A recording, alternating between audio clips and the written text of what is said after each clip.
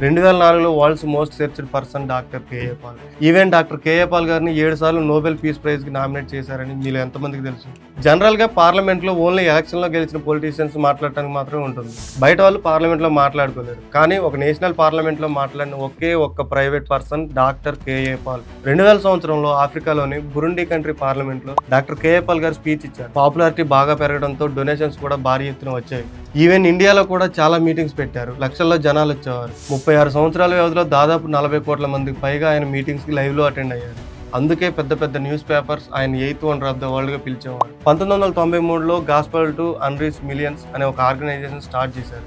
ప్రపంచంలో ఉన్న పాస్టర్స్ అంతా కేఏ పాల్ కి ఫుల్ సపోర్ట్ ఇచ్చేవాళ్ళు. ఈ ఆర్గనైజేషన్ ద్వారా ఎన్నో కార్యక్రమాలు చేశారు. గ్లోబల్ పీస్ ఇనిషియేటివ్ స్టార్ట్ చేశారు. దాదాపు 148 దేశాల ప్రెసిడెంట్లు కేఏ పాల్ మీటింగ్ కి అటెండ్ అయ్యేవాళ్ళు. ఆ మీటింగ్ కి వచ్చే జనాలను చూసి ఆ ప్రెసిడెంట్లు షాక్ అయ్యేవారు. మతంతో పని లేకుండా అందరు లీడర్స్ ని కలిసి శాంతి ఒప్పందాలు చేసేవారు. Even Saddam Hussein, Muammar Gaddafi, Bashar al Assad, Hugo Chavez ఇలాంటి డిక్టేటర్స్ కూడా శాంతి బోధ చేశారు మన కేఏ పాల్.